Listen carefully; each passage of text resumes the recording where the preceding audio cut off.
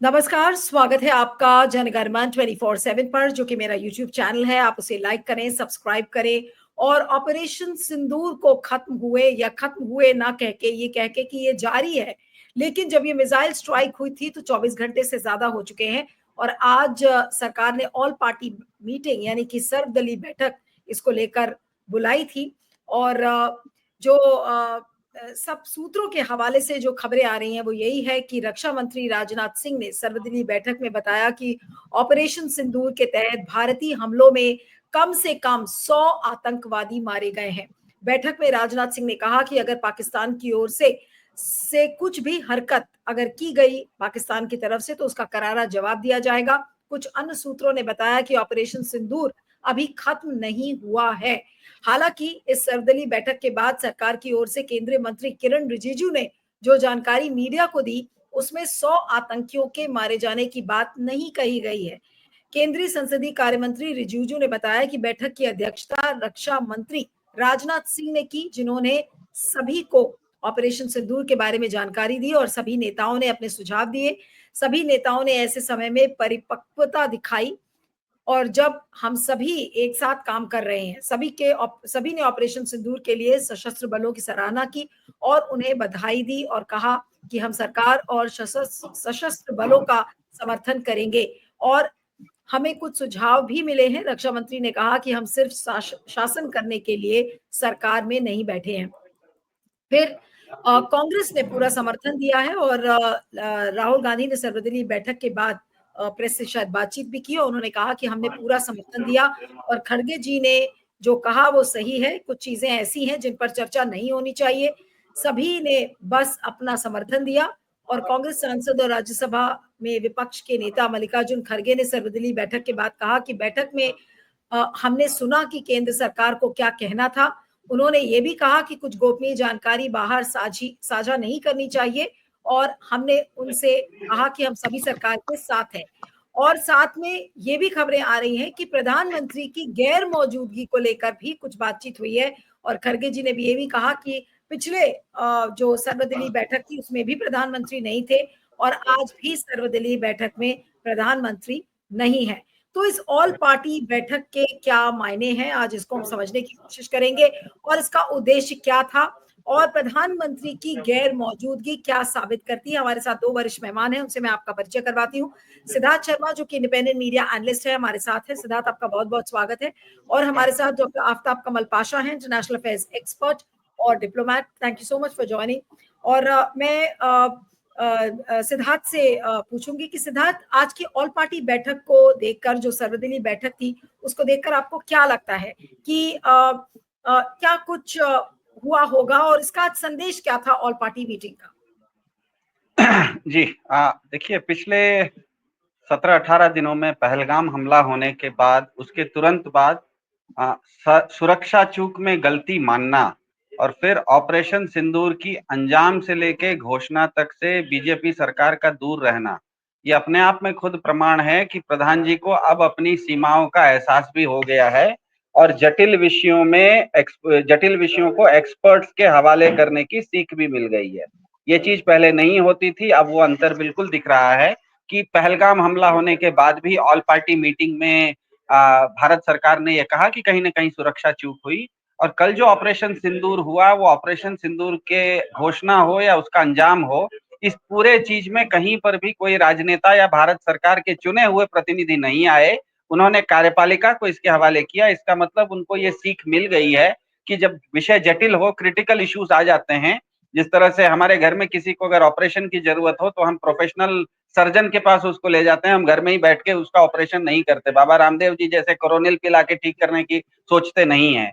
तो मेरे ख्याल से बीजेपी सरकार को ये एहसास हो गया है कि ये जटिल विषय है, एक्सपर्ट्स को इसमें आना है और इसीलिए मेरे ख्याल से मैं जनगण मन में 2-4 बार इस चीज को बता दिया हूं कि जैसे ही भारत के कैबिनेट ने इस पूरे विषय को भारतीय सेना के हवाले किया था और उनको कहा था कि इस पर निर्णय अब आप लेंगे, इसके बाद से सूचनाओं के लिए हमें सरकार के ऊपर निर्भर नहीं रहना चाहिए।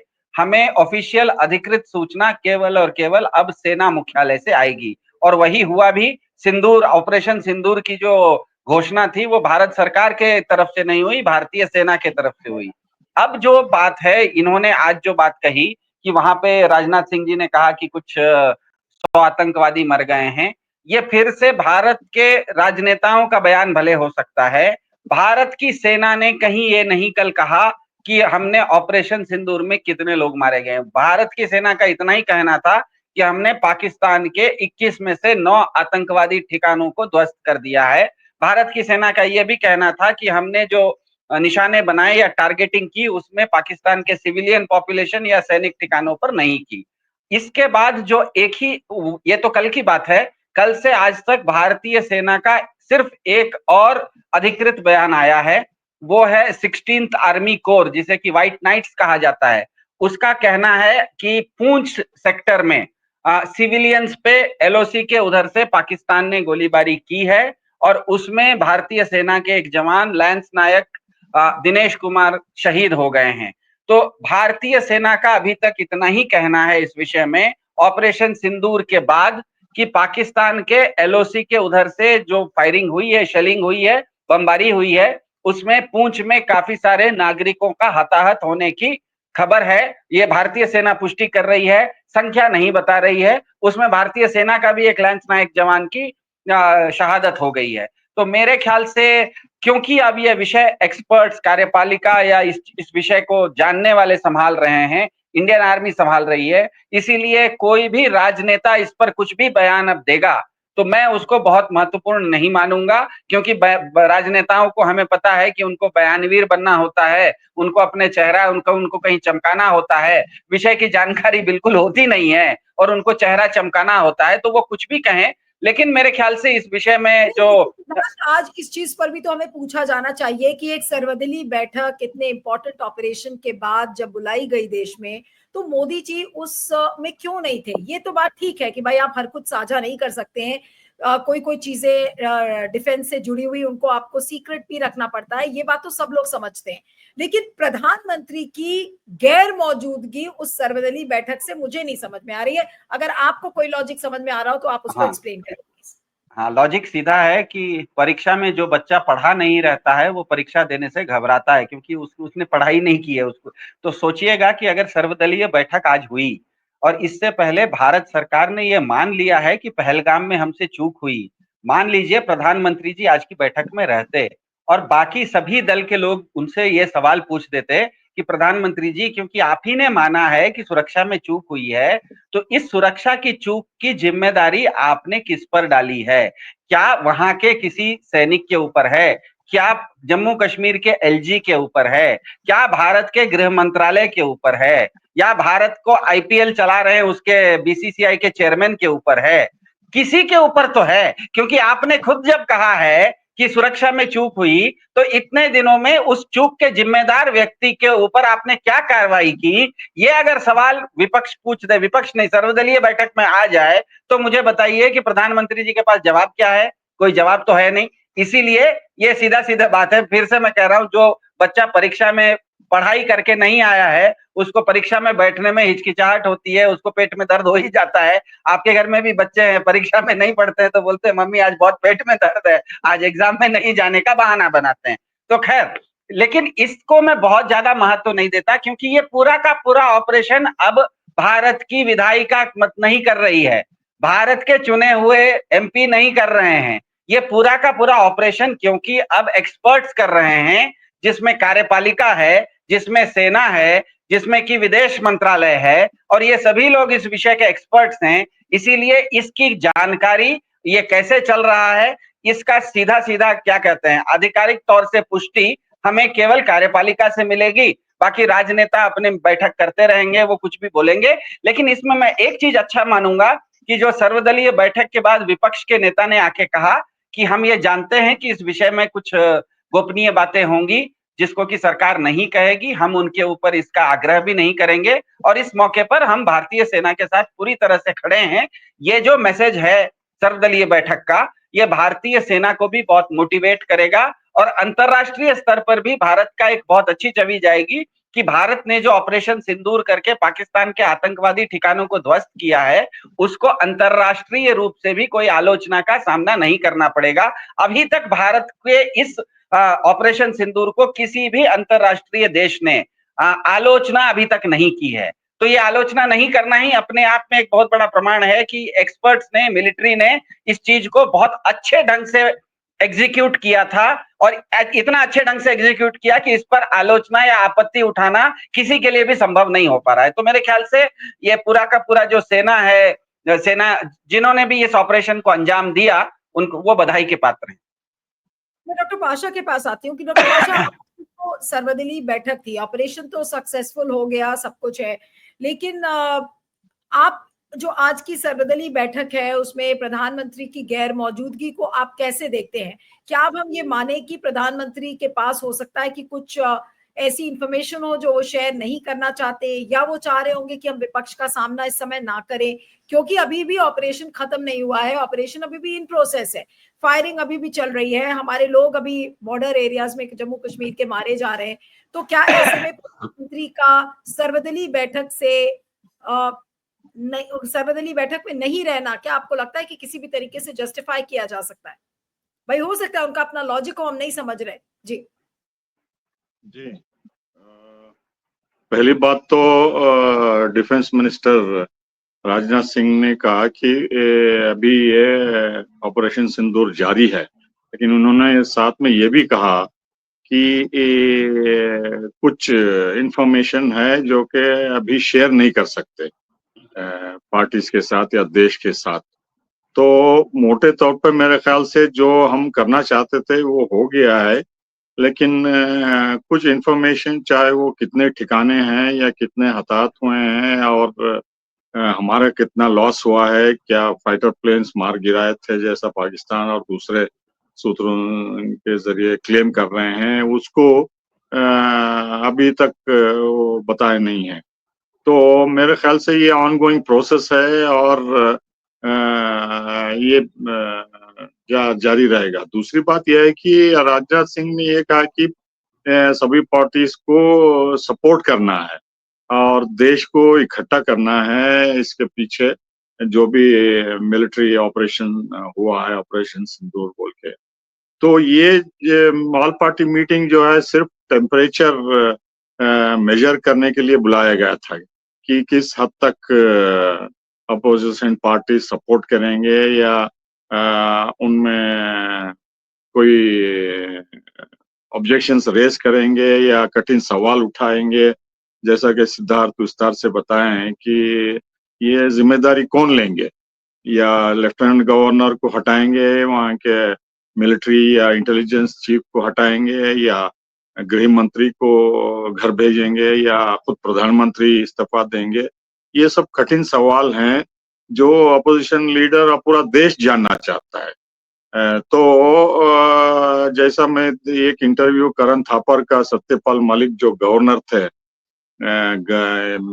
जम्मू और कश्मीर के, उन्होंने कहा कि prime minister basically he is afraid of, डरते हैं वो अपोजिशन से, लीडर से, पार्लियामेंट में डायरेक्ट क्वेश्चन आंसर देने से। तो उन्होंने मेरे ख्याल से एक हिंदी में शब्द इस्तेमाल किया, डरपोक है बोल के। तो he is afraid of facing, क्योंकि he thinks he is above, ये पार्टी और ये लीडरों से अच्छे हैं और ये सब जानते हैं बोल के। आज तो उनके पास एक अच्छा मौका था, एक इतना सफल ऑपरेशन हुआ पूरे देश में, कई कई कॉर्नर से तो जश्न का माहौल की खबरें आ रही हैं, और बीजेपी भी उसका क्रेडिट लेने के लिए तो पीछे नहीं हटेगी, उसको लेकर बड़े पोस्टर्स वगैरह भी छप रहे हैं। तो फिर आज प्रधानमंत्री को सर्वदलीय बैठक में आपको क्यों लगता है कि वो क्यों नहीं आए? उसका कोई एक इम्पोर्टेंट कारण रहा होगा, या वो व्यस्त रह गए होंगे, या फिर वो विपक्ष के नेताओं को का सामना नहीं करना चाहते थे? अभी मे भी हो सकता है वो बात। हाँ, मेरे ख्याल से तो वो विपक्ष के लीडरों से सामना नहीं करना चाहते, क्योंकि टेढ़े मेढ़े सवाल उठा सकते हैं, चाहे वो कांग्रेस पार्टी नहीं। आप सवाल पूछे, मुझे जवाब तो देने दीजिए। तो राहुल गांधी भी पूछ सकते हैं या समाजवादी लीडर भी पूछ सकते हैं कि आपने जिम्मेदारी ली तो किसको आप हटाएं पद से, कौन जिम्मेदार है, बोल के डिटेल से पूछ सकते हैं, या पार्लियामेंट का स्पेशल सेशन बुलाइए, हम विस्तार से जानना चाहते हैं कि हमारे प्लेन्स मार गिराए थे या इन्वेस्टिगेशन कमीशन इसको लाना है, सुप्रीम कोर्ट जज के अंडर लाना है या कौन करना है, ये पूरी जानकारी होना चाहिए कि ये बार बार क्यों हो रहा है बोल के।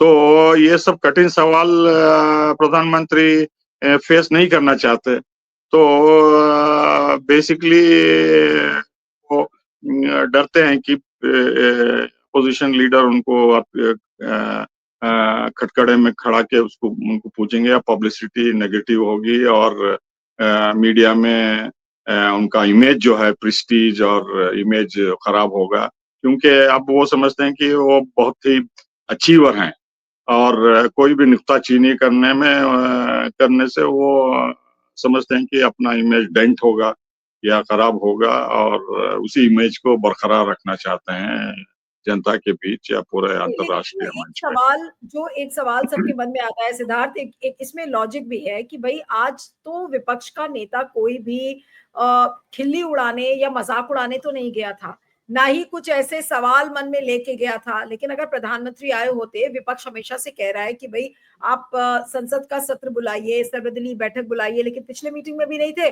और आज तो प्रधानमंत्री के पास कारण था, एक सफल ऑपरेशन होने के बाद जब उनको पता था कि पूरा विपक्ष उनको समर्थन दे रहा है, आज कोई भी ऐसी बातचीत उस सर्वदलीय बैठक में नहीं हुई। तो आज प्रधानमंत्री मोदी अगर उस बैठक में मौजूद होते तो एक बहुत अच्छा मैसेज जा सकता था। लेकिन आज क्या वो उन्होंने एक मौका गवा दिया? आज भी एक मौका था जब विपक्ष के साथ वो मिलकर बैठकर बात कर सकते थे। विपक्ष तो अपना समर्थन देने के लिए तैयार था। किसने सफल ऑपरेशन किसने किया? सफल ऑपरेशन किसने किया नीलू जी? आवाज आ रही है क्या? सफल ऑपरेशन सफल ऑपरेशन अगर मोदी जी ने किया होता तो कल वो आके टीवी पर, वो तो रात में 8 बजे बार बार टीवी पर आने का उनको शौक रहता है, तो वो कल क्यों नहीं आए टीवी पर सफल ऑपरेशन कहने? सफल ऑपरेशन अगर सेना ने किया तो उसका क्रेडिट मोदी जी लेने नहीं आ सकते ना। उनकी समस्या समझिए। सबसे पहले ना इस चीज को सिलसिलेवार ढंग से समझ लेते हैं। कल क्या परसों रात में करीब करीब 1:30 बजे भारतीय सेना की ओर से अधिकृत बयान आता है, जिसमें उन्होंने ट्विटर पे एक ट्रेंड चलाया, जस्टिस सर्व्ड करके उन्होंने एक ट्विटर ट्रेंड चलाया। जस्टिस सर्व्ड का मतलब ये होता है, अंग्रेजी में पास्ट टेंस होता है, व्याकरण में, हिंदी व्याकरण में उसको भूतकाल में कहा जाता है। तो पहली बात में भारत ने सबसे पहले जैसे ही पाकिस्तान में आतंकवादी ठिकानों पर परसों रात में हमला किया, भारतीय सेना ने ट्विटर पर उसको जस्टिस सर्व्ड बोल दिया। जस्टिस बीइंग सर्व्ड नहीं बोला, जस्टिस सर्व्ड मतलब भूतकाल में वो हो चुका है। दूसरी बात, कल जब भारतीय थल सेना की कर्नल सोफिया कुरैशी ने पूरे दुनिया को सूचना दी, तो उन्होंने सूचना यही दी कि भारतीय सेना द्वारा पहलगाम आतंकी हमले में मारे गए मासूमों को न्याय दिलाने के लिए रात में आधे घंटे तक चले ऑपरेशन सिंदूर को अंजाम दिया गया था। तो कर्नल सोफिया कुरैशी के शब्दों में ही था आ गया था। मतलब भारतीय से अब उसके बाद से अभी तक भारतीय सेना ने अधिकृत रूप से ये नहीं कहा है कि उन्होंने कुछ और कार्रवाई पाकिस्तान में या पाकिस्तान अधिकृत कश्मीर में या किसी आतंकवादी ठिकाने पर की है। सिर्फ एक ही स्टेटमेंट उसके बाद भारत के सेना का है, जो कि है कि पूंछ में पाकिस्तान की ओर से एलओसी पर जो फायरिंग हुई है उसमें काफी सिविलियंस को नुकसान हुआ है और उसमें सेना के एक जवान लांस नायक दिनेश कुमार की शहादत हुई है। तो मुझे ये बताइए कि जब भारतीय सेना का ये कहना है कि ऑपरेशन समाप्त हो चुका है, एक बार नहीं 2 बार उन्होंने कह दिया है, ऑपरेशन खत्म होने के बाद उस ऑपरेशन की चर्चा खुद भारतीय सेना अब नहीं कर रही है। ऐसे में अगर प्रधान जी आज की सर्वदलीय बैठक में जाते तो सबसे पहला सवाल उनको, ऑपरेशन सिंदूर तो बाद में होता, सबसे पहले पहलगाम के बारे में कोई भी पूछता, मैं भी बैठा रहता तो यही पूछता कि सर आपने खुद बोला है कि आपकी सुरक्षा में चूक हो गई, 18 दिन हो गए, कौन उसका जिम्मेदार है, किसको आपने जिम्मेदार ठहराया? मैं सजा की बात नहीं कर रहा हूं, यहाँ पे सजा किसी को देनी नहीं है। जब आपने चूक मान ली है तो किस पर चूक का जिम्मेदारी है ये तो बताइए।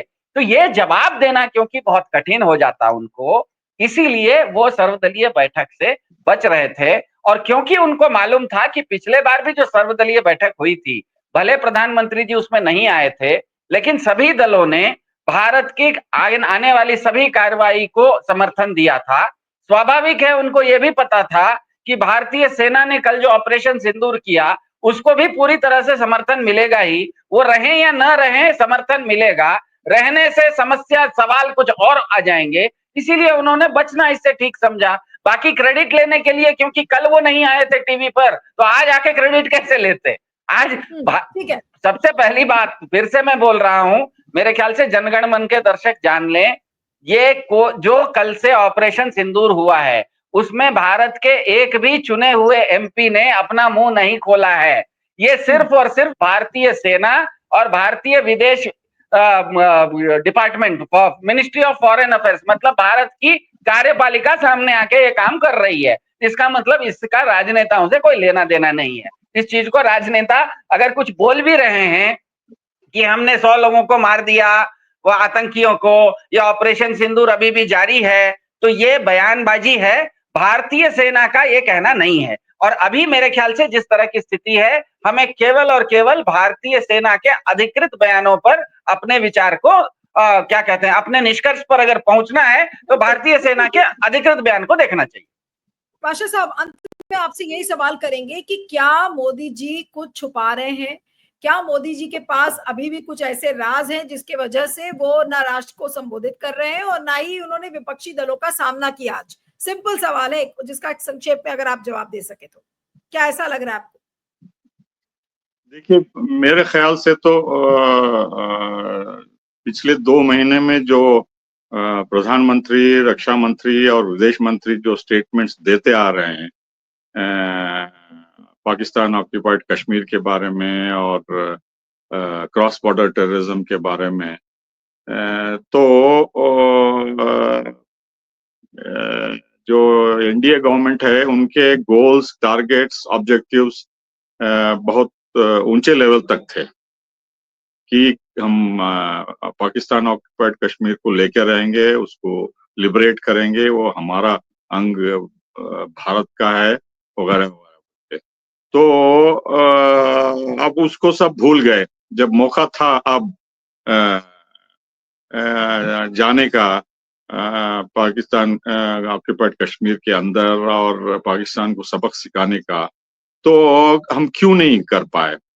जब प्रधानमंत्री ने कहा कि हम पूरा अथॉरिटी, पूरा पावर मिलिट्री को दिए हैं, जो भी उचित समझे इस रिटेलिएशन में वो करेंगे और हमारा पूरा सपोर्ट है बोल के, तो ये सपोर्ट जो मिलिट्री को दिए थे, ये अंजाम सिर्फ 9 ठिकानों पे निशाना बना के आधे घंटे के अंदर खत्म हो गया। क्यों? ये जारी क्यों नहीं आगे तक लिबरेट करने तक और कश्मीर का जो दूसरा भाग है हमारे कंट्रोल में लेने तक? इसलिए कि जो हमारे स्ट्रेटेजिक पार्टनर्स हैं, चाहे वो अमेरिका हो या ब्रिटेन हो या सऊदी अरब हो या इमारात हो या रशिया हो या दूसरे देश हो, उन्होंने हमारे ऊपर काफी प्रेशर डाला कि आप इसको एक्शन लिमिटेड रखिए और इससे खतरा बढ़ सकता है, रीजनल कॉन्फ्लिक्ट हो सकता है और उसमें कई देश और भी इन्वॉल्व हो सकते हैं, ये आपके हित में भी नहीं है और इंटरनेशनल पीस के लिए भी नहीं है। चाहे वो यूनाइटेड नेशन सेक्रेटरी जनरल हो या अमेरिकन वाइस प्रेसिडेंट हो या सेक्रेटरी ऑफ स्टेट हो या जो भी कांग्रेस के रिप्रेजेंटेटिव हुए अमेरिका में। और रूस के भी स्टेटमेंट अगर सर्गे लैवरोव का अगर देखें, वो भी बहुत गार्डेड था, चीन का भी गार्डेड था। तो सभी देश हमसे आग्रह कर रहे थे कि आप लिमिटेड ऑपरेशन रखिए और इसे एस्केलेट मत करिए। और दोनों ने हमको, सभी ने, हमारे दोस्तों ने, स्ट्रेटेजिक पार्टनर्स ने हमको बार बार दोहराया कि आप दोनों देश जो है न्यूक्लियर पावर हैं और कहाँ ये जंग जा सकती है, कंट्रोल नहीं कर सकते। तो जो रेड लाइन्स पाकिस्तान ने ड्रॉ किया था और हमारा जो मैसिव रिटेलिएशन है, अगर उसको दायरे में रखें तो किसी को पता नहीं होगा कि कहाँ कब जंग तवील अरसे तक और किस में शामिल हो जाएंगे बोल के। सबको डर और खौफ यही था कि भारत कहीं ऐसा काम ना कर दे जिससे ये कॉन्फ्लिक्ट एस्केलेट हो जाए बोल के। जैसा आपको मैं बताऊं 71 की जंग में जब इंदिरा गांधी बांग्लादेश जब बन के उभरा तो सऊदी अरब के फॉरेन मिनिस्टर शाह फैसल तो वो उन्होंने क्लियर धमकी दी कि अगर आप वेस्ट पाकिस्तान को टुकड़े टुकड़े करते हैं तो ये कंप्लीटली अनएक्सेप्टेबल है।